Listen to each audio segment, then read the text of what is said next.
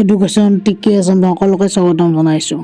চ' বন্ধুসকল এটা biggest update দিব বিচাৰিছোঁ। এই আপডেটটো হ'ল যে আমাৰ যিহেতু আজি অসম আৰক্ষীত যিসকলে ফাইনেল লিষ্টত নাম আহিছিল তেওঁলোকক নিযুক্তি পত্ৰ বিতৰণ কৰা হ'ল আৰু নেক্সট এতিয়া অহা শুক্ৰবাৰ অৰ্থাৎ 5 তাৰিখে 5 ডিচেম্বৰৰ দিনা আকৌ 5,000 নতুন চাকৰিৰ কাৰণে বিজ্ঞাপন প্ৰকাশ পাব আৰু এই কথা মাননীয় ডক্টৰ হিমন্ত বিশ্ব শৰ্মা ছাৰে ঘোষণা কৰিছে। গতিকে আপোনালোকক মই দেখুৱাইছোঁ যিখিনি তেওঁৰ ভাষ্য সকলোৱে শ্বেয়াৰ কৰি দিয়ক। ধন্যবাদ। পৰহি দিনাখন আমি আকৌ 5,000 পোষ্টৰ আমি এডভাৰটাইজ মুকলি কৰি দিম।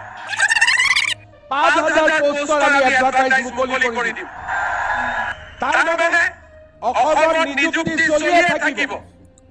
আজি আমি পালো ঘৰত গৈ ভাইটিক কম যে আজিৰ পৰা তই দৌৰিব আৰম্ভ কৰ। আজি গ'ল কালি গ'ল পৰহি দিনাখন আমি আকৌ 5,000 পোষ্টৰ আমি এডভাৰটাইজ মুকলি কৰি দিম।